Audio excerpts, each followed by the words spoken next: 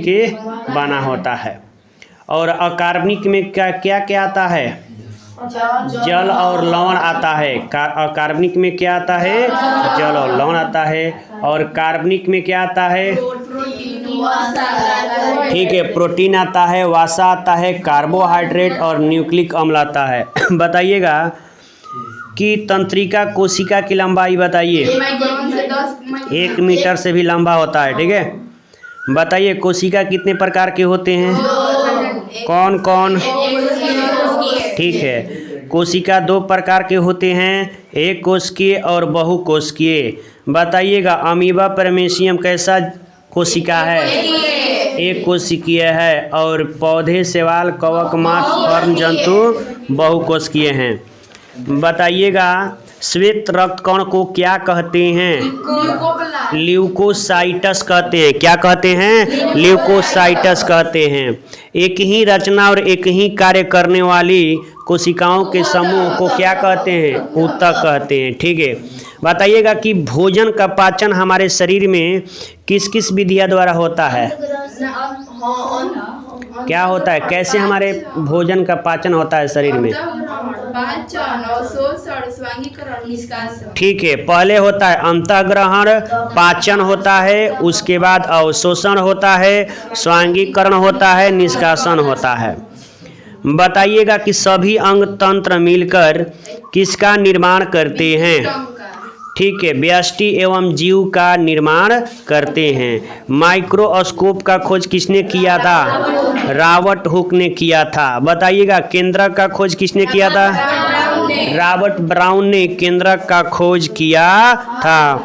बताइएगा कि जीव द्रव का खोज किसने किया था? जीव द्रव का, ठीक है, जीव द्रव का खोज पुरकिंजी ने किया था। और किसने बताया था कि पादपों का शरीर सूक्ष्म कोशिकाओं का बना होता है? किसने बताया था? स्लाइडेन मतलब वैज्ञानिक ने बताया था। ठीक है, चलिए बताइएगा कोशिका झिल्ली या प्लाज्मा मेम्ब्रेन ये कैसी झिल्ली है? ठीक है, याद रखिएगा कि जो कोशिका झिल्ली है वह जीवित है, अर्धपरागमय है और रचनात्मक परागमय झिल्ली है। ठीक है, बताइएगा कि कोशिका झिल्ली का निर्माण किससे हुआ है? लिपिड तथा प्रोटीन से। ठीक है, कोशिका झिल्ली का निर्माण जो है लिपिड और प्रोटीन से हुआ है। बताइएगा लिपिड के कितने परत? 2 गो। प्रोटीन के कितने परत? लिपिड के एक परत होता है और प्रोटीन के 2 परत होता है। कोशिका झिल्ली का कार्य क्या है? यांत्रिक सहारा। ठीक है, यांत्रिक सहारा प्रदान करता है और निश्चित आकार को बनाए रखता है कोशिका झिल्ली। बताइएगा कोशिका भित्ति किससे बना होता है? सेलुलोज से। यह कैसी होती है? कड़ी और निर्जीव होती है। ठीक है, जो कोशिका भित्ति होता है वह सेलुलोज से बना होता है और कड़ी और क्या होती है? निर्जीव होती है। चलिए आगे बताइएगा कि कोशिका भित्ति के कार्य बताइए क्या है? कोशिका को सूखने से बचाना। ठीक है, कोशिका को सूखने से बचाता है। झिल्ली को रक्षा करना। ठीक है, कोशिका झिल्ली को रक्षा करता है। निश्चित रूप देना। ठीक है, निश्चित रूप देता है, सहारा एवं सुरक्षा प्रदान करता है। बताइएगा कोशिका द्रव कैसा द्रव है? गाढ़ा और प्रभासी और चिपचिपा। ठीक है, गाढ़ा है, प्रभासी है और चिपचिपा है। बताइएगा अंतःप्रद्रवी जलिका कितने प्रकार की होती है? 2 प्रकार की होती है, चिकनी और खुरदरी। चिकनी और खुरदरी। बताइएगा जब खुरदरी होती है उसमें क्या होता है? प्रोटीन का संश्लेषण। ठीक है, प्रोटीन संश्लेषण में यह मदद करती है। किस में मदद करती है? प्रोटीन संश्लेषण में मदद करती है। बताइएगा राइबोसोम किसे मिलके बना है? आरएनए। ठीक है, प्रोटीन और आरएनए से मिलके बना होता है राइबोसोम। तो बताइए प्रोटीन का संश्लेषण कहाँ होता है? ठीक है, प्रोटीन का संश्लेषण राइबोसोम में होता है। बताइएगा गाल्जी काय की खोज किसने किया था? कैमिली गाल्जी ने किया था। बताइएगा लाइसोसोम को क्या कहती हैं? ठीक है, इसे आत्महत्या की थैली कहते हैं। क्रिश्चियन डी डुबे ने इसकी खोज की थी 1958 में। ठीक है, चलिए आगे बताइएगा, माइटोकॉन्ड्रिया कहाँ पाया जाता है? माइटोकॉन्ड्रिया ठीक है, कोशिका द्रव्य में पाया जाता है। यह कैसा होता है? ठीक है, छड़ या धनुमा आकार का होता है। ठीक है, बताइएगा पादप कोशिकाओं में माइटोकॉन्ड्रिया की संख्या जंतु कोशिका से क्या होती है? कम होती है। जंतु कोशिका में क्या होती है? कम होती है। बताइएगा कोशिका का कोशिकीय ऊर्जा गृह किसे कहते हैं? माइटोकॉन्ड्रिया को कोशिकीय ऊर्जा गृह कहा जाता है। यहाँ ऊर्जा मतलब माइटोकॉन्ड्रिया में ऊर्जा किस रूप में रहता है? एटीपी में के रूप में रहता है। तो एटीपी का फुल फॉर्म बताइए। एंडोसाइन ट्राइफॉस्फेट। ठीक है, चलिए बताइए लवक के बारे में। लवक जंतु कोशिका में पाया जाता है कि पादप में? पादप कोशिका में। बताइएगा इसका आकार कैसा होता है?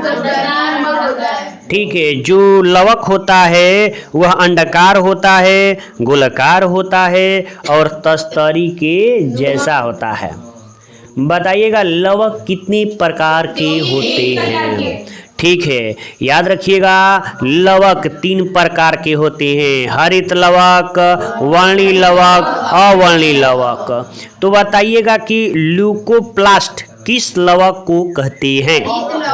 ल्यूकोप्लास्ट जो है अवर्णी लवक को कहा जाता है। क्रोमोप्लास्ट किसे कहते हैं?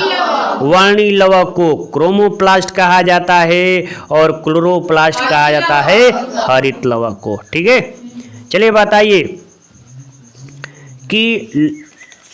बताइएगा कि राजधानी का निर्माण किस में होता है?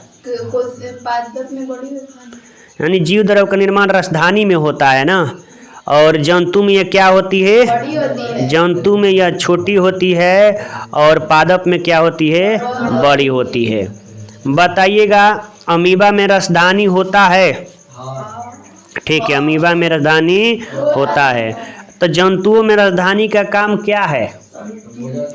ठीक है, जल संतुलन का कार्य करता है। बताइएगा कि डीएनए के खंड को क्या कहते हैं? ठीक है, जो डीएनए के जो खंड है उसको जीन कहते हैं। क्या कहते हैं? जीन। और जीन को ही क्या कहते हैं? आनुवंशिकी की इकाई कहते हैं। इसका कार्य है क्या? इस मतलब कि एक गुण को दूसरे गुण में प्रदर्शित करना, नहीं पीढ़ी दर पीढ़ी। बताइएगा कि क्रोमोसोम यानी गुणसूत्र के कितने भाग हैं?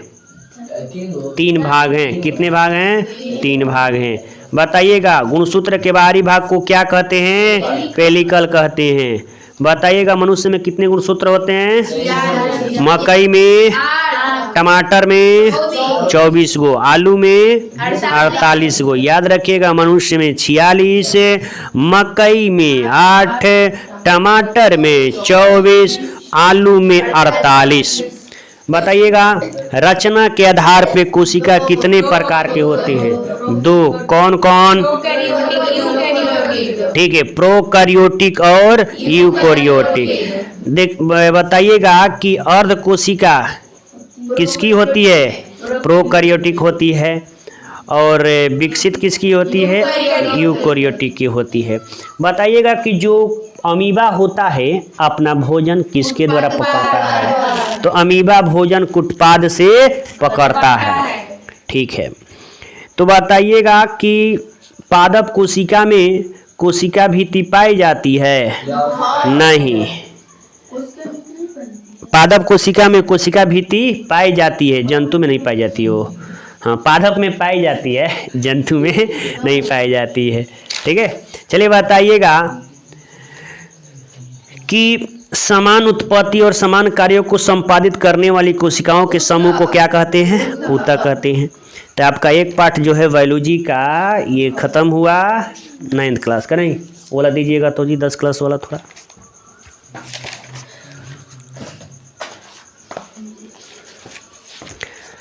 चलिए बताइएगा, यूग्लिना किस जीव में आता है? कैसा जीव है यूग्लिना? ठीक है, यूग्लिना जो है एक कोशिकीय जीव है। यूग्लिना कैसा जीव है? एक कोशिकीय जीव है। बताइएगा कि पोषण के कितने विधि हैं? कौन कौन? ठीक है, पोषण के 2 विधियां हैं। जो अपने से खाएगा बनाकर उसको स्वपोषण, जो दूसरे का बना हुआ खाएगा उसको पर पोषण बोलते हैं। बताइएगा कि CO2 किसके माध्यम से पौधे ग्रहण करते हैं?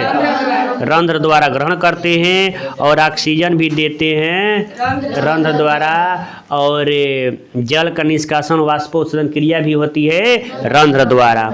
बताइएगा कि जाइलम जो होता है जल ढोता है ना, तो किस दिशा की ओर ढोता है? ठीक है, माने ऊपर की ओर, उसी को बोलते हैं नीचे से ऊपर की ओर। और फ्लोएम में क्या होती है उसकी दिशा? ऊपर और नीचे दोनों होती है। ठीक है, चलिए अब आगे बताइएगा, स्वपोषण में क्या होता है?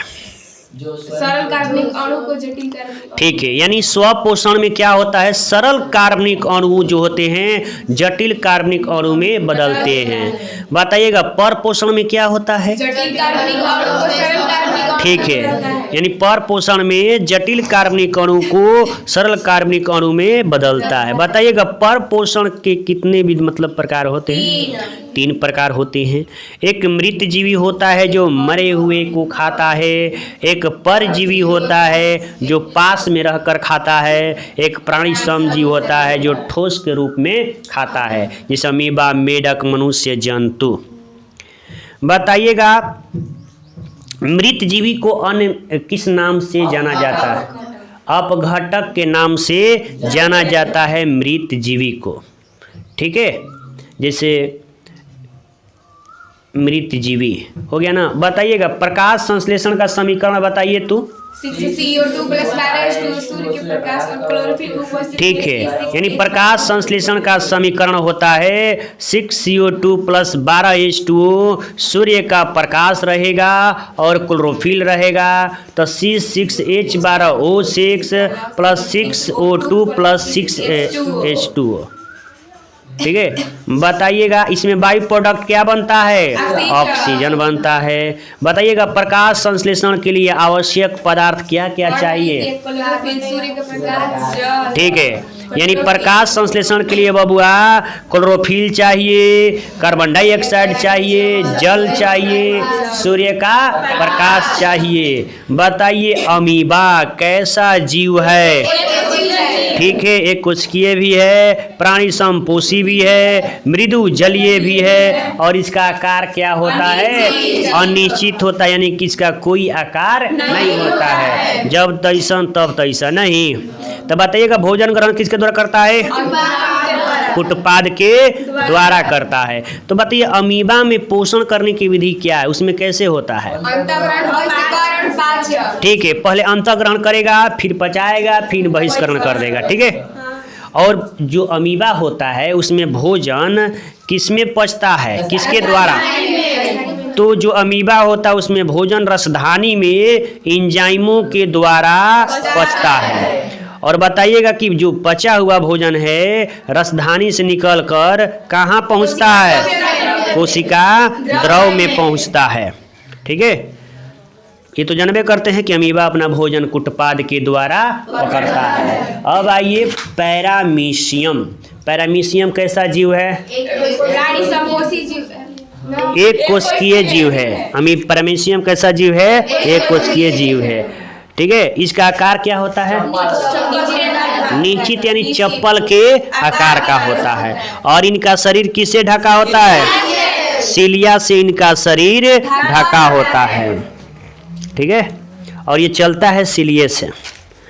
अब आइए मनुष्य के आहार नाल के बारे में बताइए। इसकी लंबाई कितनी है? ठीक है, मीटर में कहेगा तो 8 से 10 मीटर होता है। और यह सबसे लंबी आहार नाल ही है, जो कि मुंह से शुरू होती है, गुहा तक होती है।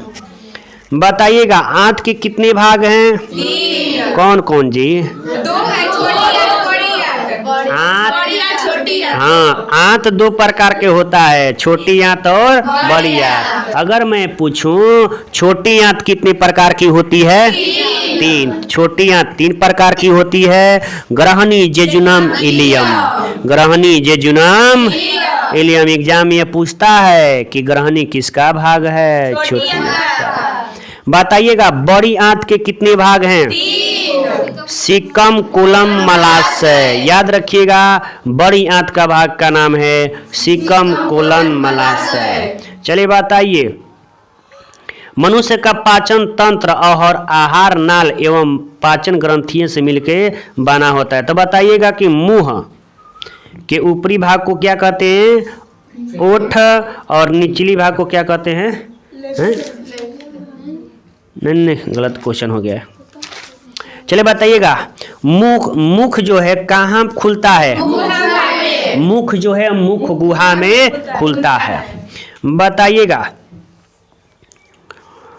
ऊपरी जबड़ा क्या होता है? अचल होता है। निचली जबड़ा? चल होता है। मुख गुहा के कितने भाग हैं? 2। 3 गो है। तालु है, जीभ है, दांत है। बताइएगा तालु के कितने भाग हैं? एगो कठोर तालु है और कोमल तालु है। कठोर तालु किससे बना होता है? अस्थि से बना होता है। कोमल तालु सोजी, ऊतक और पेशियों से बना होता है। बताइएगा कि दांत के कितने भाग होते हैं? 4 होती हैं। भाग कहेगा तो 3 गो, प्रकार कहेगा तो 4 प्रकार की। बताइएगा अस्थाई दांत क गो? 20 गो। अस्थाई 32 गो। ग्रसनी बताइए कहाँ स्थित है? मुख गुहा के पीछे। ठीक है, ग्रसनी जो है मुख गुहा के पीछे स्थित है, यानी मुख जो है उस गुहा के पीछे स्थित है। बताइएगा कि ग्रस्त नली कंठ द्वार के आगे, छोड़िए इसे मत बताइए। चलिए बताइएगा आगे कि दांत के भाग के नाम बताइए। कर्तनक, भेदक, प्रीमोलर, मोलर। कर्तनक की संख्या 8 गो, भेदक की 4 गो, प्रीमोलर की 8 गो, मोलर की 12 गो। बताइएगा चबाने वाले को क्या कहते हैं? प्रीमोलर। ठीक है, मोलर भी कहते हैं, प्रीमोलर चबाने पीसने का दोनों काम करता है। चलिए बताइए ग्रसिका की लंबाई बताइए। 25 cm होती है। ग्रसिका को माने ग्रसनी को अमाशय से जोड़ने का कार्य कौन करती है? ग्रसिका। ग्रसनी को अमाशय से जोड़ने का काम करती है ग्रसिका। बताइएगा कि उदर गुहा के बाईं ओर कौन सा है? अमाशय। इसका आकार कैसा है? जे आकार का है। ठीक है, चलिए बताइएगा अमाशय के कितने भाग हैं? 3 गो भाग हैं। आहार नाल का सबसे लंबा भाग क्या है? आंत है। बताइएगा आंत, छोटी आंत की लंबाई कितनी है? 6 से 7 मीटर लंबी है और बड़ी आंत की लंबाई 1.5 मीटर है। बताइए छोटी आंत के भाग कौन कौन से है?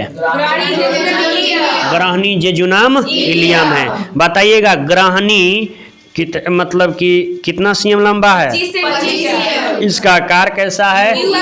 यू आकार की है। चलिए बताइएगा कि मलाशय मतलब कि आहार नाल का सबसे अंतिम भाग क्या है? मलाशय है। क्या है? मलाशय है। बताइएगा कि ग्रसिका एवं अमाशय के बीच कौन सा कपाट है? कार्डियक कपाट है। और पाचन की क्रिया कहाँ होती है? फंडस में होती है। पाचन की क्रिया कहाँ होती है? फंडस में होती है। चलिए लार कैसा होता है? क्षारीय कि अम्लीय? क्षारीय होता है। लार कैसा होता है? क्षारीय होता है।